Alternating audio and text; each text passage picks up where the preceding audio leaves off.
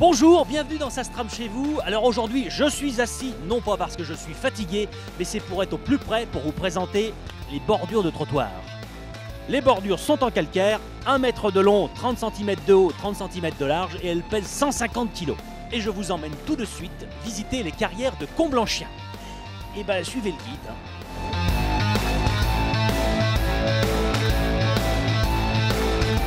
C'est entre les vignes bourguignonnes de Grand Cru et depuis 1860 que les carrières de calcaire sont en activité.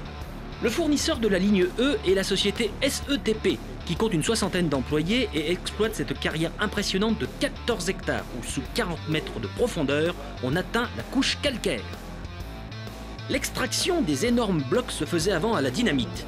Mais pour des raisons écologiques et afin de limiter le gaspillage et garder la qualité de cette roche noble, aujourd'hui on le découpe avec un fil diamant, un câble de 10 mm de diamètre serti de bagues en diamant de synthèse plus dur que la roche, câble long d'une cinquantaine de mètres, il scie le calcaire au rythme de 5 mètres carrés à l'heure.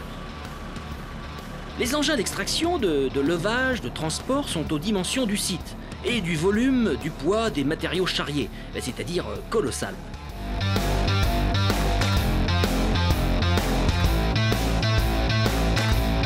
Ensuite, on déplace et on réduit ces énormes blocs et on l'emmène à la gailleuse.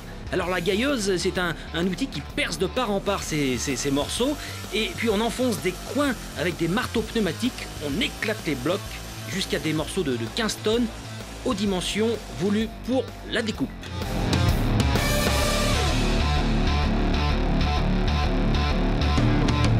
À l'usine, les blocs sont plâtrés à leur base pour éviter la chute des plaques lors du sciage. Elles passent sous d'énormes lames, également traitées au diamant. Alors la vitesse de coupe est de 80 cm à l'heure. Toutes les formes sont réalisables avec cette roche. Toutes les épaisseurs selon l'utilisation.